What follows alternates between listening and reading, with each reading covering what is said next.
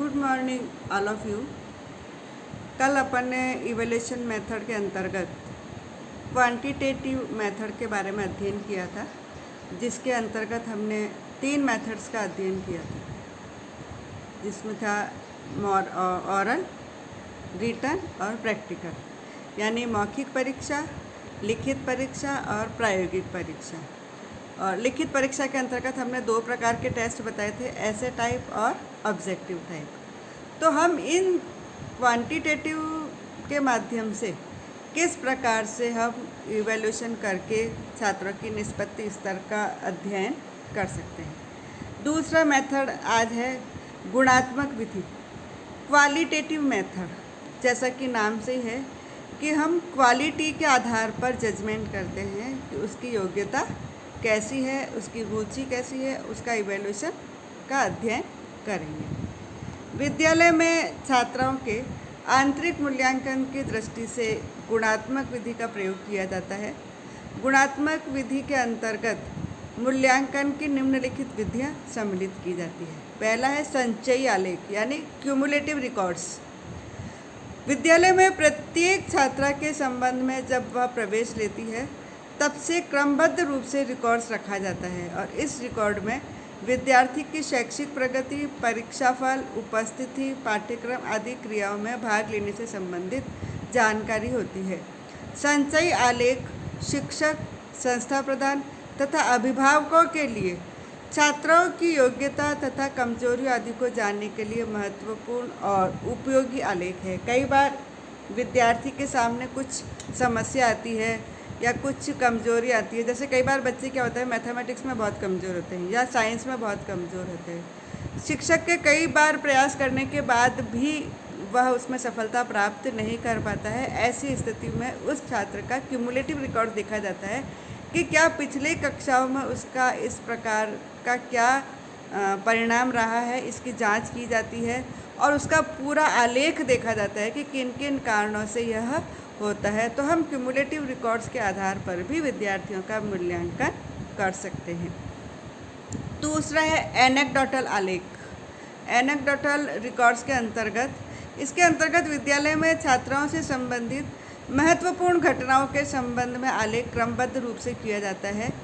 इस प्रकार के आलेख के अंतर्गत छात्राओं की विभिन्न रुचियों एवं सुझावों को प्रभावित करने वाले घटकों का भी आलेख किया जाता है, जिसके आधार पर छात्राओं की रुचि, योग्यता आदि के संबंध में सामान्यीकरण करके उसे उचित रूप से निर्देशन प्रदान किया जाता है। यानी जो एनेक्डोटल रिकॉर्ड्स में उनकी रुचि है, उनकी अभिवृत्ति है और उसने किस किस में भाग लिया है, किस किस में कार्यक्रमों में उसने हिस्सा लिया है, इन सब की जानकारी प्राप्त करके हम एक उचित दिशा निर्देशन दे सकते हैं। तीसरा है निरीक्षण। छोटे बच्चों के मूल्यांकन की दृष्टि से निरीक्षण बहुत ही उपयुक्त विधि है। छोटे बालकों के अतिरिक्त निरीक्षण विधि कम पढ़े लिखे व्यक्ति के मूल्यांकन की दृष्टि से भी महत्वपूर्ण है। निरीक्षण विधि में छात्र या व्यक्ति अपना सामान्य व्यवहार करता रहता है और निरीक्षण करता बिना उसको किसी भी प्रकार से सूचित किए उसके व्यवहारों का निरीक्षण करता रहता है। उच्च कक्षाओं में इस विधि का प्रयोग छात्र आत्मनिरीक्षण के रूप में भी करते हैं। इसका मैं एक एग्जांपल देके आपको स्पष्ट करना चाहती हूँ। जैसे हम यह देखते हैं कि कोई बच्चा अंतर्मुखी है ना, इंट्रोवर्ट है, एक्सट्रोवर्ट नहीं है, वो बाहर किसी के साथ ज़्यादा हिल मिल नहीं सकता है। इसका पता कैसे लगता है? जब हम विद्यालय में कई सारे कार्यक्रमों का आयोजन करते हैं, कई सारे खेल प्रतियोगिता वगैरह करते हैं, तो देखता है कि बच्चा अकेला बैठा रहता है, किसी के साथ मिक्सअप नहीं होता है, किसी के साथ सहयोग की भावना नहीं रखता है, बिल्कुल अकेला अकेला रहता है।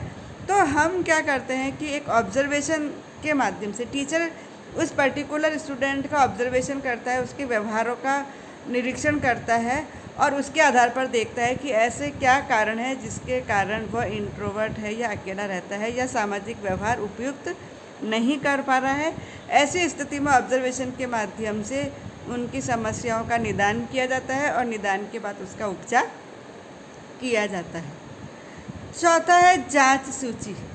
चेकलिस्ट के अंतर्गत परिमाणात्मक विधि के अंतर्गत लिखित, मौखिक और प्रायोगिक परीक्षा के आधार पर छात्राओं की मानसिक योग्यता, अधिगम तथा क्रियात्मक पक्ष की जांच करने के लिए उनकी अभिरुचि, अभिवृत्ति आदि जानने के लिए जांच सूची का प्रयोग किया जाता है।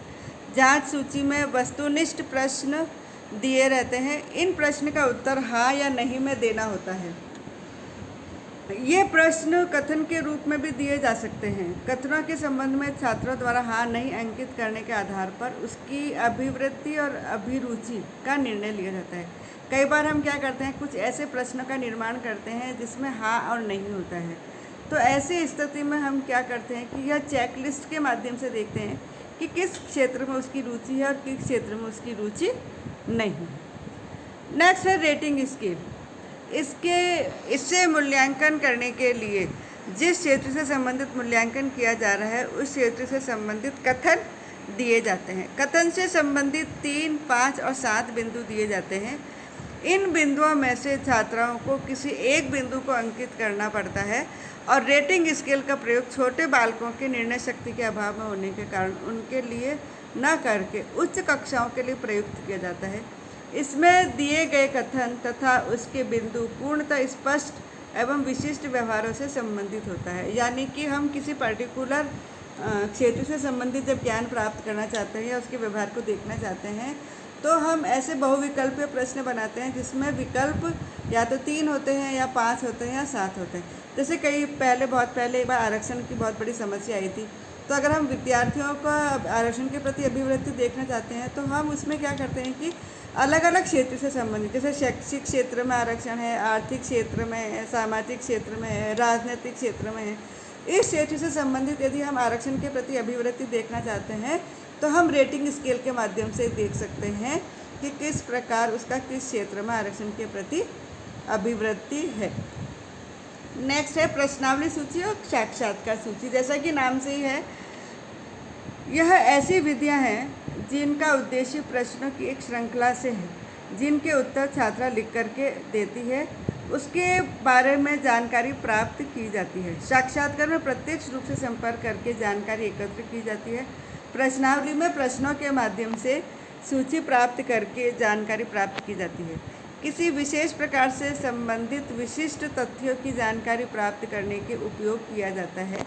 साक्षात्कार से संबंधित व्यक्ति से उद्देश्यपूर्ण और अर्थपूर्ण प्रश्न कर तथ्यों को एकत्रित किया जाता है। प्रश्नावली सूची में तो क्या होता है कि हम विभिन्न प्रश्नों के माध्यम से जानकारी प्राप्त करते हैं। हम प्रश्नावलियाँ बनाते हैं जिसमें डिफरेंट टाइप के क्वेश्चंस होते हैं और जो व्यवहार से संबंधित है, जिस क्षेत्र से संबंधित है, उन क्षेत्रों को अलग अलग तत्वों में, अलग अलग तत्वों का मतलब है उस छोटे छोटे क्षेत्र से संबंधित बांट दिया जाता है और उससे संबंधित कई सारे प्रश्न किया जाता है ताकि हम उस क्षेत्र के विभिन्न एरिया को, विभिन्न समस्त मतलब ज्ञान को या समस्त सूचनाओं को एकत्रित करके उसका इवैल्यूएशन किया जाता है। और साक्षात्कार में जैसे कि अपन देखते ही हैं किसी विद्यालय में स्कूल का टीचर के अपॉइंटमेंट के लिए है या हम MBA में भी जब जाते हैं तो सारे रिटर्न एग्ज़ाम पास करने के बाद एक इंटरव्यू होता है कहीं सर्विस के लिए। तो वो क्या करते हैं, पर्टिकुलर जिस क्षेत्र में वो जाता है उस क्षेत्र से संबंधित जो विशेषज्ञ होते हैं वो विशेषज्ञ प्रत्यक्ष रूप से उनसे जानकारी प्राप्त करता है और उनसे विभिन्न सूचनाएं एकत्रित करता है और उसके बाद में इवैल्यूएशन करता है कि क्या वह उस क्षेत्र के लिए उपयुक्त है अथवा नहीं, उसका मूल्यांकन किया जाता है। नेक्स्ट है वैयक्तिक विवरण और प्रक्षेपी तकनीकी। पर्सनल रिकॉर्ड्स और प्रोजेक्टिव टेक्निक। पर्सनल रिकॉर्ड्स जैसे प्रत्येक बच्चे के पर्सनल रिकॉर्ड विद्यालय में होता है ताकि उसके माध्यम से हम उसका व्यक्तित्व का अध्ययन कर सकें। इसका प्रयोग छात्रों के व्यक्तित्व का अध्ययन करने के लिए उपयोग किया जाता है। प्रोजेक्टिव टेक्निक में ऐसे उद्दीपक की परिस्थितियाँ पैदा कर दी जाती है जिसकी अनुक्रियाओं से छात्रों के उद्देश्यों का पता लगाया जाता है। कई डिफरेंट टाइप के प्रोजेक्टिव टेक्निक्स होती है जिसके माध्यम से भी विद्यार्थियों का मूल्यांकन किया जाता है। नेक्स्ट है समाजमितिक विधियाँ, सोशियोमेट्रिक मेथड। इसमें हम क्या करते हैं, इस विधि में एक सामाजिक इकाई के सदस्य छात्राओं से इस बारे में राय ली जाती है कि वे समूह के किन सदस्यों को विभिन्न क्रियाकलापों या संबंधों में सहयोगी साझेदार के रूप में स्वीकार कर सकते हैं। यह तकनीक एक सामाजिक इकाई की समूह रचना को प्रकट करने और समूह के उप विभाजनों का पता लगाने के लिए प्रयोग किया जाता है। इससे समूह के सदस्यों के विभिन्न प्रकारों का विश्लेषण किया जाता है। इसमें छात्राओं के अलग अलग ग्रुप बना करके उनके सामाजिक व्यवहारों का अवलोकन किया जाता है और यह एक सोशियोमेट्री बनाई जाती है, एक ऐसा रिकॉर्ड बनाया जाता है जिसमें देखा जाता है कि कौन सा बच्चा अधिक सोशल है और कौन सा बच्चा कम सोशल है। लास्ट में है केस स्टडी, व्यक्ति अध्ययन। इस विधि का अर्थ है कि किसी छात्र के बारे में उपलब्ध छात्रों के आधार पर उसके व्यवहार का निदान एवं व्याख्या की जाती है। यह जांच की ऐसी विधि है जिसमें अध्ययन किए जा रहे व्यक्ति के जीवन में महत्व रखने वाले कारकों की सावधानी से परीक्षा की जाती है, फिर उसका निदान एवं उपचार भी किया जाता है, जो छात्रों के कुसमायोजन का भी निदान करता है, यानी कि समायोजन में सहायता करता है। इसके लिए मैं एक उदाहरण देना चाहती हूँ कि कई बार जैसे अपन बच्चों को पढ़ाते हैं तो देखते हैं कि बच्चा अक्सर ना आक्रामक व्यवहार करता है। हम उसको कई बार समझाने का प्रयास करते हैं, कई बार अपन डांटते भी हैं, कई बार प्यार से भी समझाते हैं, लेकिन यह व्यवहार उसका लगातार बढ़ता ही रहता है। ऐसी स्थिति में अगर हम उसका केस स्टडी अध्ययन करें, केस स्टडी का अध्ययन का मतलब है उसका फैमिली बैकग्राउंड देखें, उसका एकेडमिक बैकग्राउंड देखें, उसका इकोनॉमिक बैकग्राउंड देखें और उसके माध्यम से जो सारी समस्याएं जुड़ी हुई है उन समस्याओं का निदान किया जाता है और निदान करके फिर उसका उपचार किया जाता है। इस प्रकार हम इन सभी उपरोक्त विधियों के आधार पर गुणात्मक विधि से मूल्यांकन कर सकते हैं, ताकि मूल्यांकन के आधार पर विद्यार्थियों को उचित दिशा निर्देशन दे सके, उचित मार्गदर्शन प्रदर्शित कर सके, ताकि वह उनका विषय वस्तु को प्राप्त करने में या स्थायी ज्ञान प्राप्त करने में अपनी सफलता प्राप्त कर सके।